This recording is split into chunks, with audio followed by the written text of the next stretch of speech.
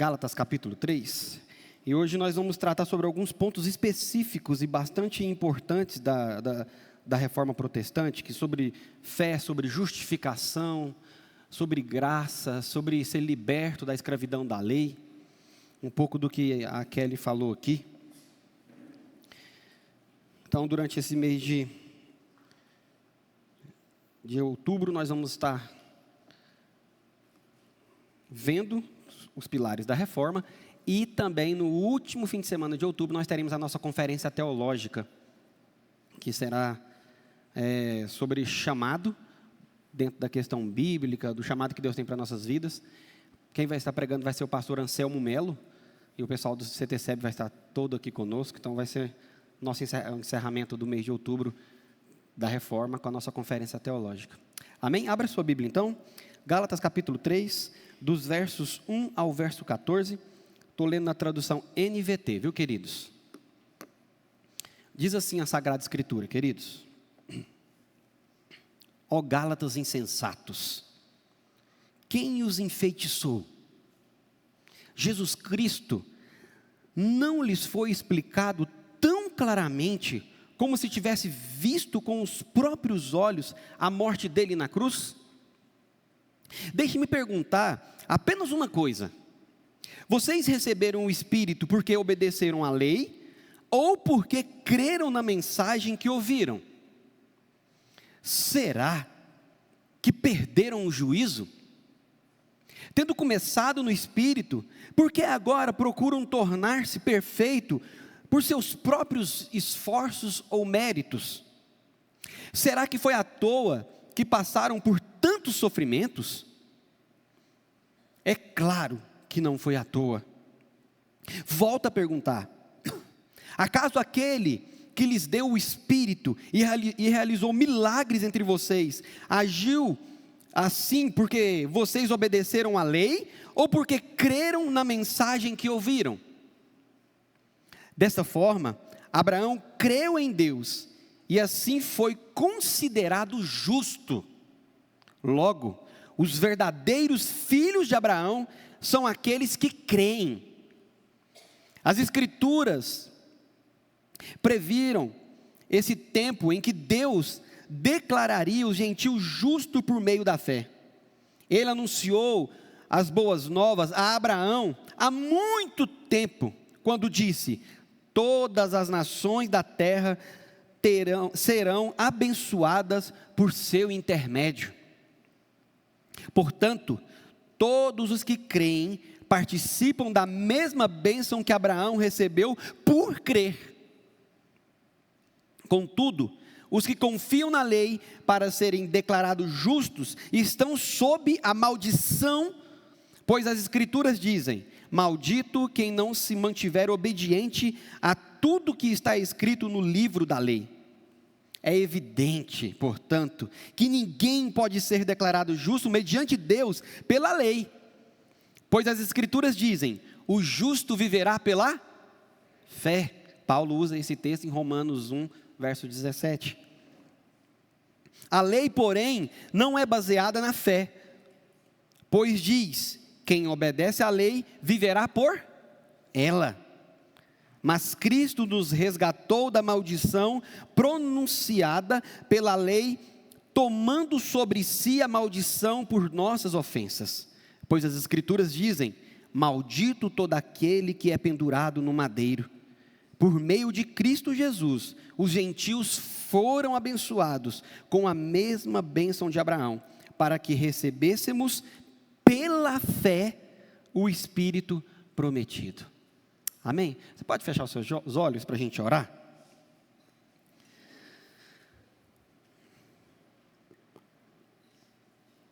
Senhor, meu Deus e meu Pai, nós agradecemos o Senhor por esse tempo tão maravilhoso que o Senhor nos concede. É graça do Senhor estarmos aqui mais uma vez para aprender da Tua palavra, para sairmos daqui sabedores de como glorificar o Senhor com nossa vida. Fala aos nossos corações neste momento, é o que eu peço a Ti, meu Deus, em nome de Jesus, amém. Quero falar com vocês nessa noite sobre a jornada da fé, caminhando em direção à eternidade. Esse é o 5º sermão da nossa série de reflexões dentro da carta de Gálatas, né? Nos 2 primeiros capítulos, Paulo ele defende o seu apostolado, né? Primeiro sermão que o pastor Giovanni pregou, a gente viu de forma bem clara Paulo defendendo o seu apostolado, dizendo que ele foi chamado pelo próprio Cristo. Depois de um segundo sermão, quando eu preguei para os irmãos, eu disse que o evangelho ele transforma, porque Paulo usa a sua própria vida para mostrar que o evangelho ele tem um poder eficaz para nos transformar, para que sejamos de fato, segundo Coríntios, capítulo 5, verso 17, ou seja, aqueles que estão em Cristo são, mais uma vez gente, aqueles que estão em Cristo são, então Paulo usa o seu próprio exemplo. Depois de um sermão 3, um sermão 4, que vai começar a encerrar o capítulo 2, a gente viu Paulo falando para essas igrejas na região da Galácia, como era importante que eles vivessem de acordo com o evangelho. Paulo chega a dizer no primeiro capítulo, falando para eles, olha, eu fico espantado com vocês. Por que vocês agora, depois de terem sido salvos pelo evangelho de Cristo, conheceram Cristo, agora estão se bandeando para outro evangelho? Se é que eu posso chamar isso de evangelho. Me espanta isso. Se alguém pregar outro evangelho, pode ser até eu mesmo, ou até um anjo, que seja diferente daquilo que já foi predito pela Sagrada Escritura, ou seja, na Torá e pelos profetas, se outra pessoa ou anjo pregar outro evangelho diferente dos apóstolos, diferente do que Jesus pregou, seja ele amaldiçoado. Agora Paulo, nesse texto que nós lemos agora, Paulo vem defender que a salvação ela não pode ser obtida por méritos. A salvação ela não é pelo meu esforço. E vem confrontando de forma bastante contundente a natureza humana. Por quê? Nós somos mestres em merecimentos, né? Eu mereço isso, eu mereço ser feliz, eu mereço. E a gente vive buscando merecimento. Então, quando a gente é confrontado com a cruz de Cristo e com a doutrina da graça, que a gente vai ver mais na frente, hoje a Kelly falou sobre a sola escritura, mas a gente vai ver sobre somente a graça, ou seja, sola gratia. Quando a gente é confrontado por isso nos assusta. Porque a pergunta é, eu quero ser salvo, mas o que eu preciso de fazer? Se prostra e confessa a Jesus. A gente vive hoje na era das redes sociais, que é a era da performance, né? A gente mostra algo nas redes sociais que a gente não é. Quem aqui posta um momento de sofrimento nas redes sociais? A não ser aqueles influencers que ganham dinheiro mesmo e precisa estar gerando conteúdo. Você vai postar uma viagem na praia, no Chile, na Europa, nos Estados Unidos. Você posta coisa boa. Por quê? Porque você está mostrando quem você é, ou seja, é uma performance. Vocês já viram como que a gente se apresenta para alguém? A gente não fala quem a gente fala aquilo que a gente faz. Eu sou pastor, eu sou médico, eu sou advogado, eu sou empresário. Eu sou mestre, eu sou doutor. Eu tenho um PhD. Por quê? A sociedade e a humanidade, ela busca meritocracia. E o reino de Deus não é assim. Jesus pega um pobre sentado na beira do caminho, cego, cura aquela pessoa e fala, vem, siga-me. Jesus pegou você, não sei como que você estava, às vezes deprimido, sem destino, sem futuro, sem esperança. Deus te dá a esperança, te salva e fala, siga-me. Jesus foi acusado de andar com prostitutas, com pecadores. E Jesus até é irônico, falando, eu não vim para quem é são, eu vim para os doentes mesmo. O ponto que Paulo vem defender aqui, de forma bastante contundente, é que a nossa mentalidade, ela começa a ser ameaçada, a doutrina da fé começa a ser ameaçada quando a gente acha que a gente precisa fazer algo para ser salvo. Quando a gente precisa fazer algo para ter o amor de Deus. O próprio apóstolo Paulo, em 2 Coríntios capítulo 5, verso 7, ele vai dizer assim, porque vivemos por fé e não por...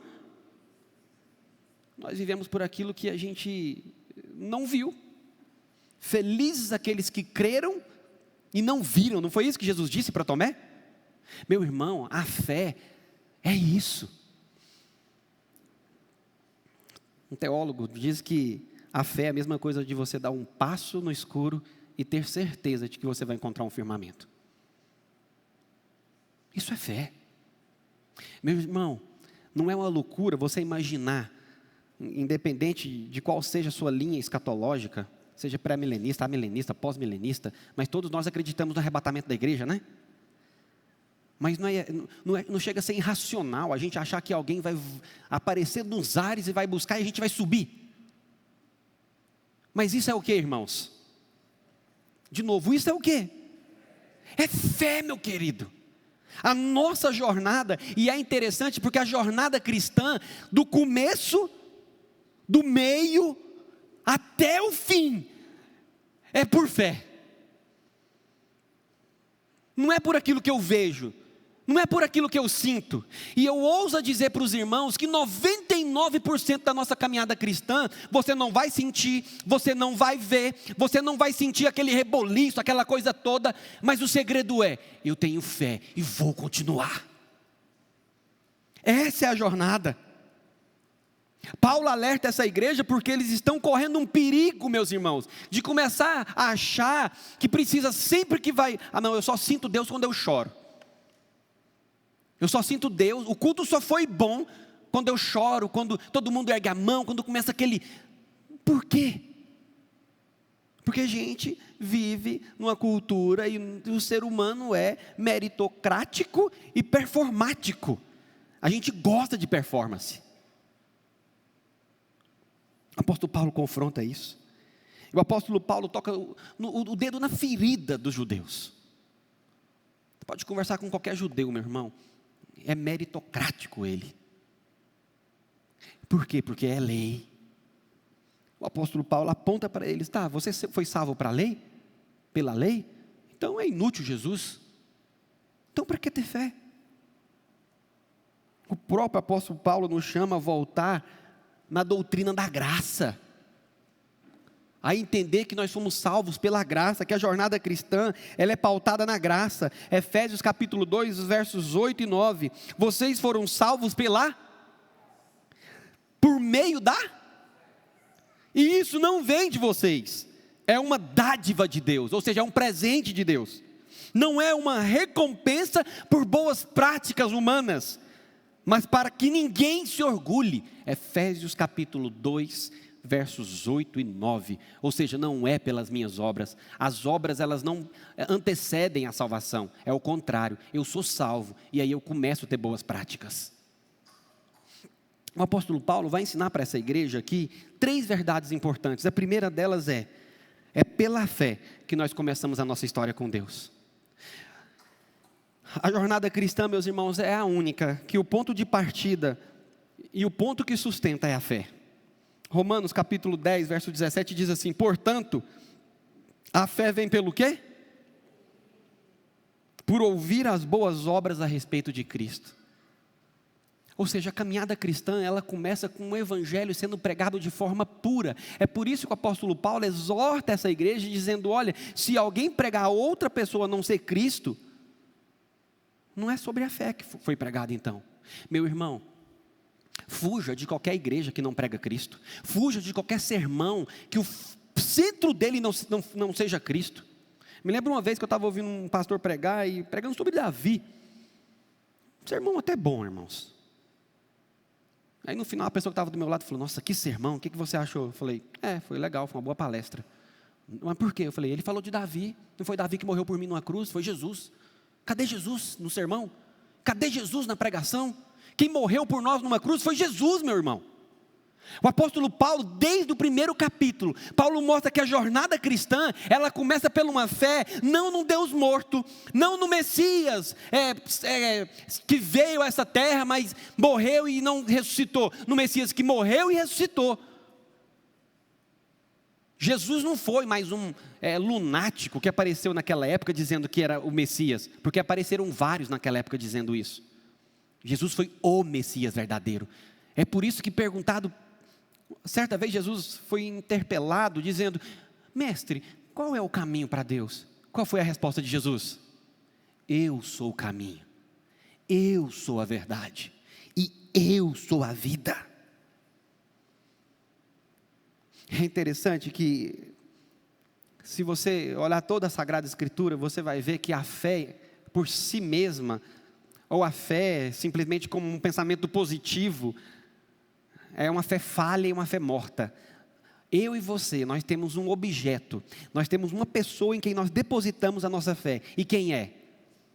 Quem é a igreja? O nosso Jesus que morreu na cruz do Calvário por nós. John Stott, ele vai dizer que é como Paulo disse: vocês viram Cristo crucificado com os olhos da fé, como podem agir agora como se tudo isso não tivesse acontecido? Paulo está estabelecendo a regra de ouro do Evangelho. Se Deus nos deu esse dom, que foi o Espírito Santo, se Deus nos deu o Filho dele, para ser a pessoa, a personificação da nossa fé, o que nos leva a colocar a nossa fé e depositar a nossa fé em outras coisas? É como a Kelly disse aqui no começo, algumas igrejas que pregam tudo, menos Cristo. Parece mais um grande comércio, né?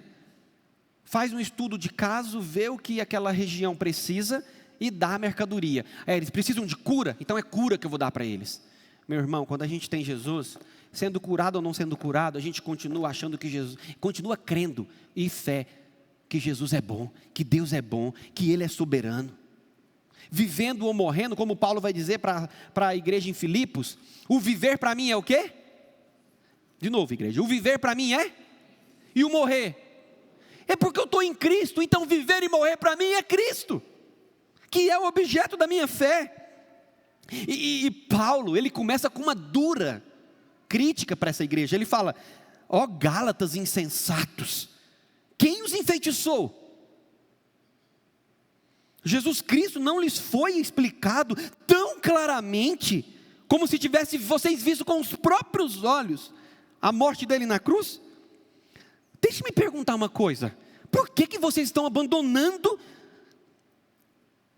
a mensagem da cruz, uma vez que vocês já receberam? Vocês receberam essa mensagem, a fé, foi pela lei, ou foi pela fé em Jesus Cristo? Olha só o que Paulo está dizendo. Paulo agora ele volta os olhos para a cruz de Cristo. E é interessante que Paulo está dizendo, ele vai usar dois termos aqui, insensatos e enfeitiçados. Quando ele está usando a palavra insensato, ele está falando: olha, você é tolo. Você é tão inocente. Espera aí, quem pregou para você fui eu, e eu preguei para você Cristo.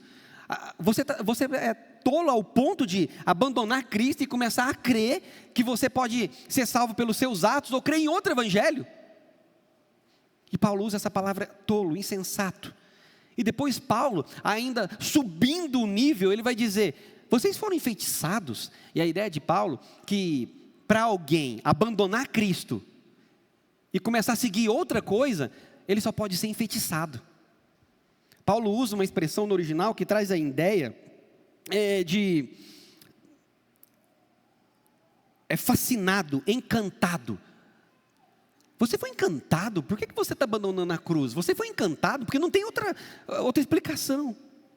Meu irmão, minha irmã, uma vez que a gente se depara com o evangelho da cruz, é impossível a gente abandonar. Quando aquele estava cantando aquela música, Tu és minha vida, atrai o meu coração. Meu irmão, aquele que sentiu o poder do evangelho, de fato ele não abandona.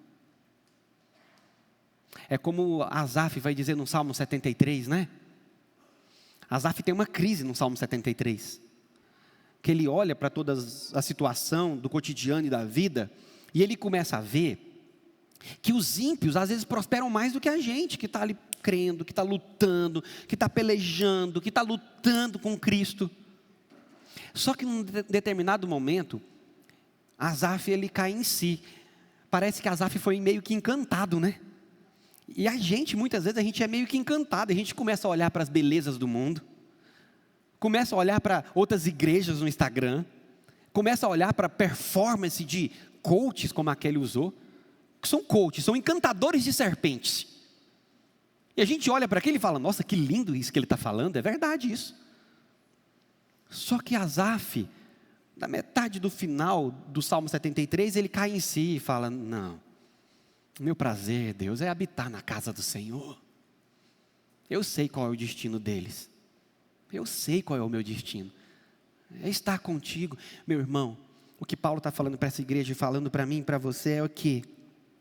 Se de fato a gente se deparou com essa cruz, se de fato a gente foi cheio do Espírito Santo, porque o próprio apóstolo Paulo e o próprio Evangelho vai dizer que quem nos convence do juízo, do pecado e da justiça é quem, queridos? O Espírito Santo. Então, se o Espírito Santo me convenceu do juízo, me convenceu do meu pecado, me convenceu que eu deveria me arrepender, se eu experimentei da graça, se eu experimentei de Cristo pela fé, é por isso que o próprio apóstolo Paulo vai dizer em Romanos capítulo 5, verso 1, justificados, pois, mediante a fé em... Temos o que com Deus agora? Como que a gente abandona? Como que a gente abandona? Tim Keller vai dizer que é como se Paulo estivesse dizendo: vocês viram a cruz? A mensagem de Cristo é isso, e ela é poderosa, é o Messias crucificado, morto e ressurreto. Essa é a mensagem da cruz. A cruz é a prova máxima de que a salvação é inteiramente gratuita, pois demonstra a falência de todos os nossos esforços. Mostra toda a falência, minha e sua, de querer ser justificados pelos nossos atos. Nos versos 2 em diante, Paulo chega a dizer: deixe-me perguntar para vocês de novo, vocês receberam o Espírito por intermédio de quem? Foi pela fé ou foi pelos seus méritos? Meu querido, quando a gente olha para algumas situações que a gente passa na vida, se não for aquilo que Paulo está dizendo nos versos 3 e 5, a gente não continua a nossa caminhada na fé, não é verdade? Porque a fé é que sustenta a nossa caminhada. Por isso que 2 Coríntios capítulo 5, verso 7 diz isso: eu não caminho por aquilo que eu estou vendo, eu caminho por aquilo que eu creio. Muitas vezes, meus irmãos, e eu fico imaginando Paulo, lutando com essa igreja, pregando o Evangelho, doando a sua vida, e de repente ele olha para a igreja e os irmãos estão saindo do puro Evangelho e misturando o Evangelho com outras coisas, com méritos, com teologia da prosperidade, com a teologia da libertação, com a teologia do progressismo que tem invadido nossas igrejas hoje, com a teologia do amor em detrimento da justiça, né? Separa o amor da justiça. Paulo, ele é enfático, meus irmãos. O argumento de Paulo é que o método de Deus para a salvação é a fé, é o mesmo método da santificação, é a fé, não é o meu esforço. John Stott vai dizer que o Espírito Santo deve ser o princípio de vida, não apenas para o nosso novo nascimento, mas para o nosso crescimento espiritual. É uma loucura tentar continuar no poder da nossa própria força, que só pode ser falha, pois sempre começamos, mas nunca terminamos. E é dessa forma. A gente tenta, mas a gente não consegue. Igreja, eu sempre falo que para os amigos, né? Até falando com o pastor Giovanni essa semana, que ser pastor hoje e pregar é difícil, né? Porque a gente está pregando para vocês aqui aos domingos, mas muitos irmãos estão vendo pregação durante a semana, né? E de quem que vocês estão assistindo pregação? Quem está alimentando você? É o puro Evangelho? Ou é um Evangelho que te agrada? Escuta o que eu vou falar para você aqui. É como se Paulo estivesse falando para essa igreja, e Paulo está falando para nós, que o Evangelho ele não conforta a gente. E a gente acha que a gente vai na igreja, eu quero ir na igreja, eu quero me sentir bem, eu vou sair bem da igreja, até flutuando, até rodando. Como é bom. Meu irmão, a palavra confronta. A Bíblia mostra quem eu sou. A Bíblia mostra um amor, como Paulo vai falar em capítulo 8, a partir do verso 35, nada me separa do amor, não é o porvir, não é o presente, não é o passado, não é profundidade, não é altura, não é potestade, nada me separa do amor do Senhor. Eu olho para isso, eu fico constrangido. Eu olho para a exposição bíblica e eu vejo o quanto eu sou corrupto, porque o próprio profeta diz: o coração do homem é corrupto, desejoso pelo mal. Romanos capítulo 3, verso 16 diz que todos pecaram, todos, sem exceção, e carecemos da graça de Deus. Ou seja, o Evangelho mostra quem nós somos e é um tapa na nossa cara. É um tapa na nossa cara. E é interessante Paulo voltar no verso 5 e dizer: volta a perguntar, acaso aquele que lhe deu o Espírito Santo e realizou milagres entre vocês, agiu porque vocês obedeceram à lei, ou porque creram na mensagem que ouviram? Meu irmão, a mensagem de Cristo é essa: vocês pecaram, nós pecamos, mas eu sou a saída para vocês. Ela confronta, ela exorta, ela constrange, mas ela conforta. Ela traz paz e mais, ela traz esperança para você. Ela traz esperança para nós. Porque ela diz: olha, você é pecador sim, mas há jeito para você. Jesus é o caminho para você. Meu querido, sempre que a gente achar que vai ser pelos nossos esforços, vai ser pelos nossos méritos, vai ser por aquilo que a gente acha que a gente pode fazer, nós vamos ser falhos nisso, falhos. Nossa caminhada com Deus não é dependente daquilo que fazemos, mas em quem confiamos. Isso significa que não precisamos provar nada. Nós não precisamos provar o nosso valor para Deus, porque o nosso valor para Deus, Ele mesmo já mostrou para mim e para você. É a cruz do Calvário. Ou seja, a nossa caminhada, meu irmão e minha irmã, do começo, do meio ao fim, ela é pautada na fé. Mas olha que coisa mais linda. Paulo, ele não para por aqui, em mostrar para nós que a nossa caminhada é pautada na fé, não é pelos nossos esforços. E isso acalma o nosso coração, não é verdade? Porque quantos aqui tentam ser perfeitos e nós caímos? A gente cai. Como é ruim, meu irmão, a gente passar um dia sem fazer devocional, a gente fica triste. Como é ruim você perceber que você pecou, eu fico triste, eu fico constrangido, eu falo: Deus, de novo. Mas Paulo mostra, olha, é o que diz 1 João, capítulo 1, verso 9.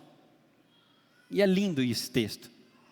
Se confessarmos nossos pecados a Deus, Ele é fiel para nos perdoar de todo pecado e nos purificar de toda injustiça. Olha que Deus maravilhoso que você serve, meu irmão. E se não bastasse isso, não para por aqui. Paulo mostra também que a segunda verdade é pela fé que eu e você entramos na família da aliança. No primeiro argumento de Paulo, Paulo mostra que a fé é o começo da nossa caminhada com Deus. Agora ele reforça que essa mesma fé também nos coloca dentro da família da aliança. Para isso, Paulo usa o maior exemplo de fé, o pai da fé. Quem foi? Abraão. Meu irmão, como é bom a gente fazer parte de uma família, não é verdade? A gente até fala que a Bethesda é uma família, né? E como é bom, e de fato é. Eu moro longe da minha família sanguínea há quase 20 anos. Mas há 13 anos que eu estou aqui na igreja, vocês são a minha família. É quem divide os fardos, é quem nos acolhe, é quem socorre. Para pensar, quem te socorre? São os seus irmãos de sangue? Sua família sanguínea? Ou são seus irmãos da igreja? Na maioria das vezes são nossos irmãos da igreja, que estão ali do nosso lado, que chora conosco, que sorri conosco. William Barclay vai dizer que o argumento de Paulo, ele vai demolir tudo. Se a lei fosse o caminho para pertencer a uma grande família, a história de Israel, ela estaria toda errada. A promessa foi feita a Abraão e aceita por ele por meio da fé. muito antes da lei sequer existir.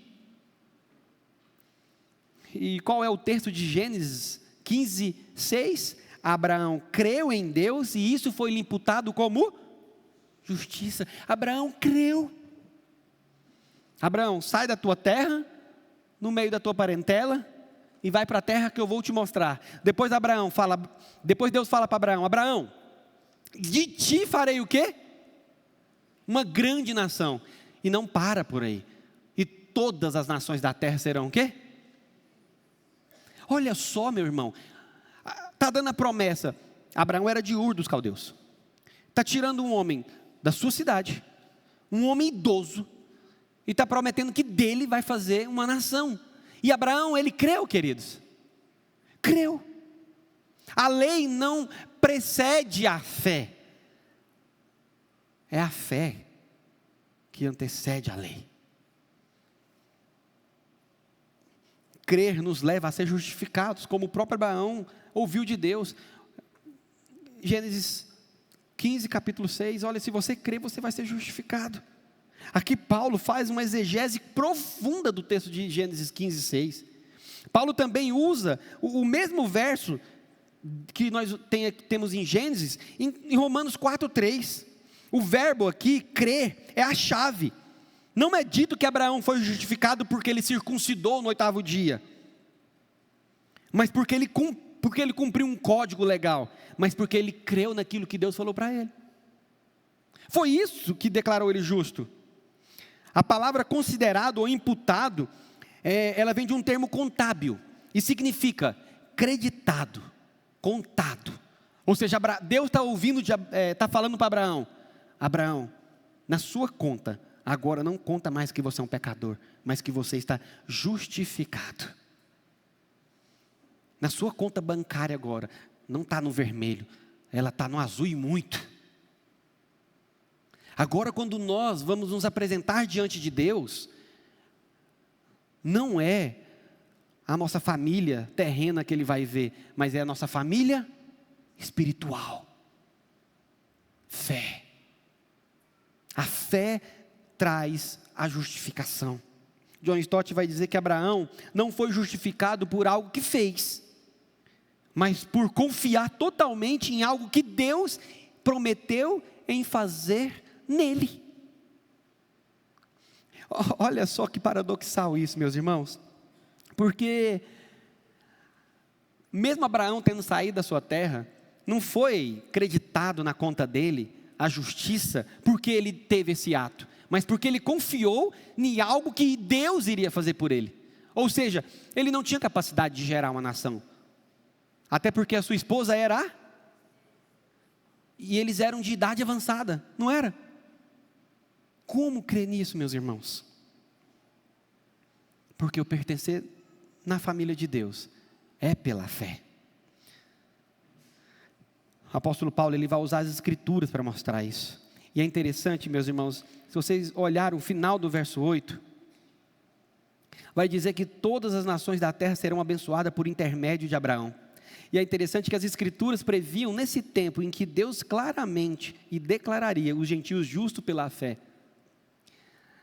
Se nós olharmos minuciamente aqui, de forma minuciosa, a gente percebe que aqui, na promessa de Abraão, que Deus dá para Abraão, Deus já está falando, não é só um povo étnico que vai ser salvo, mas é o povo de Deus pela fé.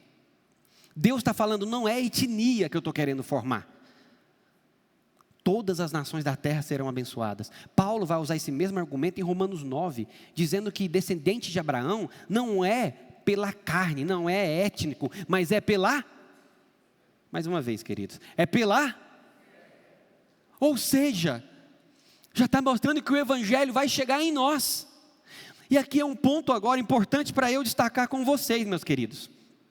Deus não nos chama para fazermos parte da família de Deus, para que a gente guarde isso para Ele, mas a gente precisa mostrar para as outras pessoas quem é esse Deus que nós servimos, para que outras pessoas, pela fé, também creiam nesse Deus. O termo justificar os gentios pela fé é a prova do plano de Deus, sempre foi inclusivo. A aliança de Deus nunca foi feita para ser um clube étnico social exclusivo, mas uma bênção global que alcançaria todas as nações. Todas as nações. Verdades contidas aqui. O evangelho já estava em Abraão. As boas novas já estavam sendo pregadas para Abraão. Cristo já estava sendo anunciado para Abraão. A bênção de Abraão, ela não é herdada por mérito, mas é pela fé. Eu sei que eu já falei isso aqui outras vezes na igreja, mas eu creio que eu preciso falar isso outras vezes, de novo. A lei, ela tem uma função muito importante.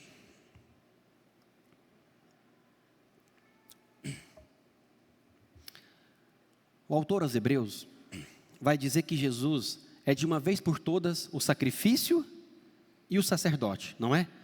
Uma vez por todas. A lei, ela não salva. Porque se assim fosse, não era necessário que sacrifícios fossem feitos ano após ano. Não é verdade, queridos? Então, ano após ano, os irmãos deveriam ir lá, oferecer um sacrifício pelos pecados, não era verdade? Não é isso? Aí no outro ano deveria fazer o quê? Ir lá de novo, oferecer sacrifício pelos pecados, para que a nação fosse perdoada, para que a minha família fosse perdoada. Jó não fazia isso quase que diariamente, por ele e pelos seus filhos? A lei, ela não é para nos salvar, mas a lei, ela aponta para um Deus perfeito, para um Deus santo, para um Deus grandioso, para um Deus inalcançável, para um Deus que tem um padrão altíssimo. Segundo, a lei mostra como nós somos pecadores. Como nós somos pecadores. Que nós vamos falhar. O meu esforço vai falhar. A palavra de Deus diz para nós que aquele que diz que não comete pecado, ele é o quê? Meu irmão, porque é impossível. O próprio Jesus, ele dá uma subida no sarrafo, quando ele vai dizer, olha, beleza, a lei diz que para adulterar eu tenho que me deitar com outra pessoa, não é? E o que Jesus diz, queridos? Meu irmão, se você pensar, você já adulterou. A lei diz que se eu matar alguém, aí sim eu sou culpado, mas Jesus diz o quê? Se eu pensar, eu já pequei, eu já matei meu irmão. Ou seja, a lei é para apontar o quanto eu e vocês somos pecadores. E é isso que Paulo está mostrando para essa igreja. Se vocês acham que é pelo esforço de vocês, se vocês acham que é porque você circuncida, porque você oferece sacrifício, você está falido, porque isso não vai te salvar. E terceiro, a lei mostra que eu preciso de um Salvador. A lei mostra que eu preciso de Cristo. E a palavra de Deus diz que antes da fundação do mundo, Cristo estava o quê? Crucificado. A lei mostra que eu e você, que nós precisamos nos prostrar e falar, Deus, eu preciso do Senhor. Eu preciso da graça do Senhor. Eu não consigo sozinho, Pai. Não foi isso que um dia você fez? Não foi isso que aconteceu com você um dia, meu irmão? O Espírito Santo invadiu o seu coração. Você foi tomado pelo Espírito Santo. O amor de Deus te confrontou. E você não conseguiu mais. Você se prostrou diante dele. Você o declarou como Senhor da sua vida. Você o declarou como Salvador da sua vida. E a partir desse momento, o que você começou a fazer agora? A jornada da fé. Você começou a caminhar rumo à eternidade. Não foi porque você era bom, queridos. Não foi porque você fez uma boa ação. Não foi porque você tinha sido uma boa pessoa. É porque Deus encontrou graça em você. Você já deu o passo de fé que pode transformar a sua vida? Hoje, pela fé em Jesus, você pode deixar de ser apenas um simpatizante do Evangelho e tornar parte da família de Deus, meu querido.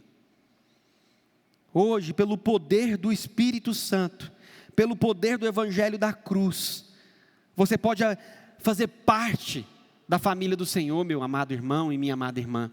Hoje, se você declarar o Senhor como Salvador da sua vida, se você entregar a sua vida para o Senhor, você não vai viver mais sem esperança, você vai olhar para o futuro com esperança. Não importa o governo, não importa a economia, não importa a doença, não importa o cenário que a gente esteja passando. Se você entregar a sua vida para Cristo, se você pertencer à família da aliança, o seu coração se enche de esperança e os seus olhos vão brilhar, porque você há de ver o Senhor chamando você pelo nome. É isso que Paulo está dizendo para nós, meus irmãos. É isso, meu irmão, isso acalma o meu coração de tal forma. Porque eu sei que quando eu errar, quando você errar, o que nós podemos fazer, queridos? Correr para o braço do nosso Senhor e falar: Pai, pequei. E Ele é fiel e justo para te perdoar. Ele é fiel e justo para te justificar, para te santificar de novo. Mas Paulo não para por aqui. É pela fé que nós somos libertos em Cristo para glorificar a Deus. E eu quero fazer uma pergunta para você, meu irmão. Se você está nessa jornada pela fé, se você pertence à família da aliança, à família de Deus, olhem aqui para mim. Eu quero que você faça uma análise da sua vida agora. Como que está a sua vida? Você tem vivido para glorificar o Senhor? Os seus atos são intencionalmente pensados em glorificar a Deus, seja no seu relacionamento conjugal, seja no seu relacionamento parental, seja nos seus relacionamentos interpessoais, seja no seu relacionamento onde você trabalha. Será que você tem glorificado a Deus nos seus relacionamentos? Será que você tem glorificado a Deus com suas finanças, nos dízimos, nas ofertas, ajudando missionários, ajudando seminaristas? Ou você tem se enriquecido e você tem guardado dinheiro? Eu falei isso para minha esposa, eu falei: amor, eu não consigo guardar dinheiro e saber que tem irmão meu no campo padecendo. Vamos adotar mais missionários. Vamos guardar dinheiro? Vamos, mas a gente precisa adotar missionários, a gente precisa ajudar seminaristas. O meu dinheiro, a minha vida, o meu tempo, ele precisa ser para a glória de Deus. Paulo, ele não está falando isso simplesmente da boca para fora, meus irmãos. Paulo está falando porque ele mesmo vive isso. Jerry Bridges vai dizer que a graça não é apenas a provisão de Deus para nos salvar da maldição, mas é poder de Deus para nos levar à santificação e à obediência, de modo que a nossa vida vai se tornar um espelho para as outras pessoas da glória de Deus. Se os nossos esforços são inúteis, como eu falei para vocês, meus irmãos, dentro da lei, o que nós precisamos falar para esse povo é: contudo, os que confiam na lei para serem declarados justos estão sob maldição, pois está escrito: maldito quem não mantiver obediente a tudo que o livro da lei diz. Mas Paulo diz: é evidente, portanto, que ninguém pode ser declarado justo mediante a Deus pela lei, pois as escrituras diz: o justo viverá pela... Meu irmão, será que as pessoas lá fora olham para mim e para você e falam: esse povo é doido, eles vivem pela fé? É por isso que Paulo vai dizer à igreja em Filipos que a fé que excede todo, porque transcende a capacidade humana, transcende o raciocínio, transcende a ciência. A lei nunca foi para nos salvar, meus irmãos, mas para mostrar a nossa incapacidade de cumpri-la, que não somos perfeitos. A lei é para mostrar que o padrão de Deus de santidade é alto. A lei expõe quem nós somos, corruptos e pecadores. A lei mostra a nossa impotência e como precisamos de ajuda, de alguém perfeito. Não era um cordeiro perfeito que era sacrificado? Macho de 1 ano, sem nenhum defeito. Cristo é esse cordeiro. Cristo é o cordeiro pascal, que nos salva e nos redime. Sabe o que Paulo está mostrando aqui para mim e para você, meu irmão? A lei é baseada na performance, na nossa cultura. Cultura da meritocracia, cultura da performance. Se você fizer, você viverá. A fé é baseada na graça. Você vive porque Cristo morreu por você. Você é salvo porque Cristo morreu por você.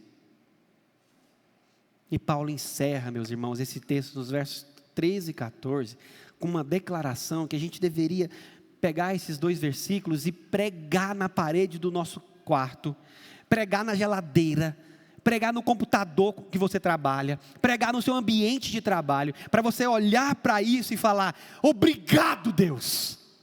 Olha o que Paulo vai dizer: mas Cristo nos resgatou da maldição pronunciada pela lei, tomando sobre ele toda maldição e toda ofensa. O que diz Isaías 53? Pelas suas pisaduras nós fomos o quê? Meu querido, olha que lindo isso. Cristo tomou sobre ele toda a maldição. É por isso que o Salmo da Cruz, o Salmo 22, já começa dizendo: Deus meu, por que me abandonaste? Quem disse isso na cruz, queridos? Quem pegou a maldição que estava sobre mim e você? Eli, Eli, lama sabachthani. Deus meu, por que me abandonaste? Naquele dia houve trevas sobre a terra. E Cristo morreu.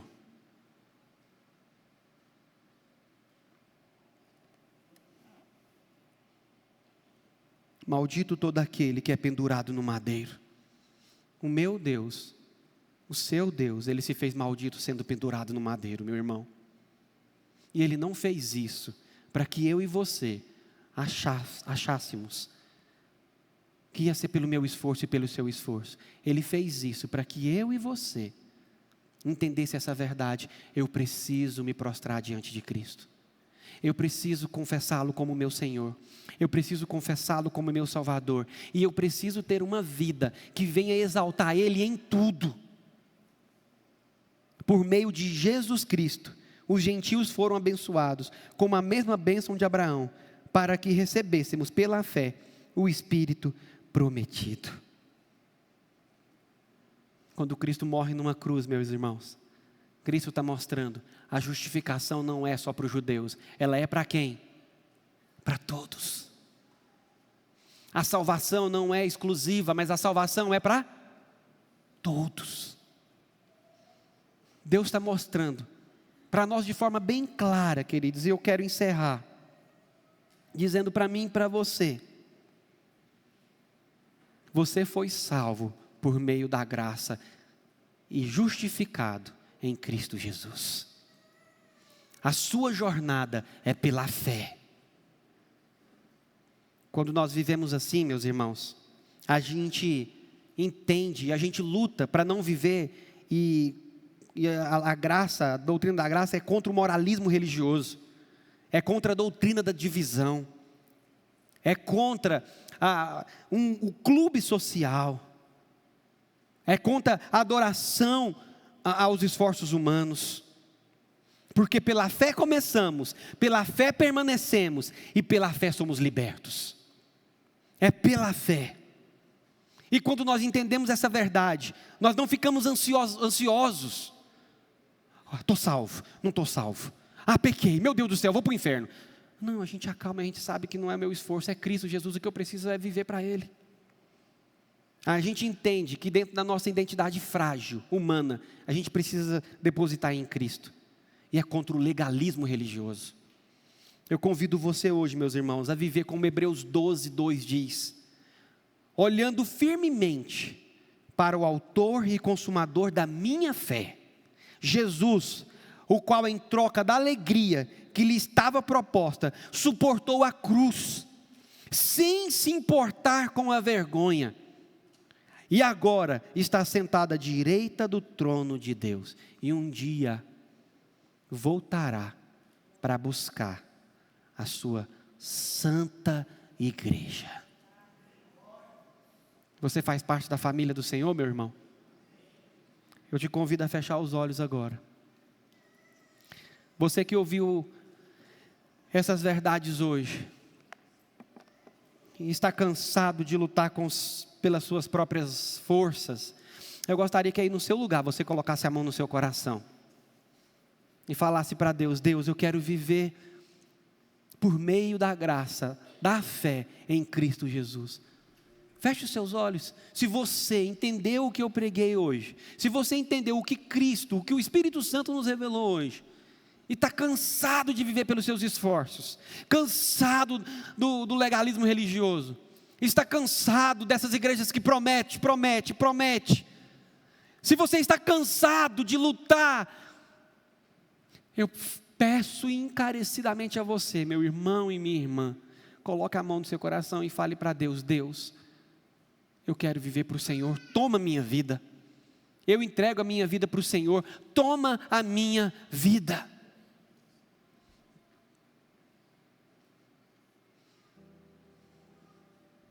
Deus, nós nos rendemos aos teus pés, nós confessamos que o Senhor é o nosso Deus, nós nos prostramos e declaramos que o Senhor é o dono da nossa vida.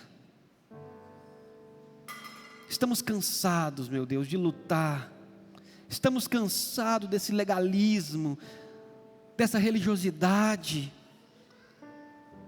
Nós queremos caminhar por fé, como diz 2 Coríntios capítulo 5, verso 7, e não por aquilo que vemos. Nós queremos caminhar por fé, não uma fé vã, não uma fé morta, mas uma fé no Filho de Deus, crucificado, morto e ressurreto. O Senhor é o dono e o autor da nossa fé. Deus, toma cada irmão, toma a tua igreja, essa igreja é tua, porque foi o Senhor que comprou por um preço alto, que foi o preço do seu próprio sangue.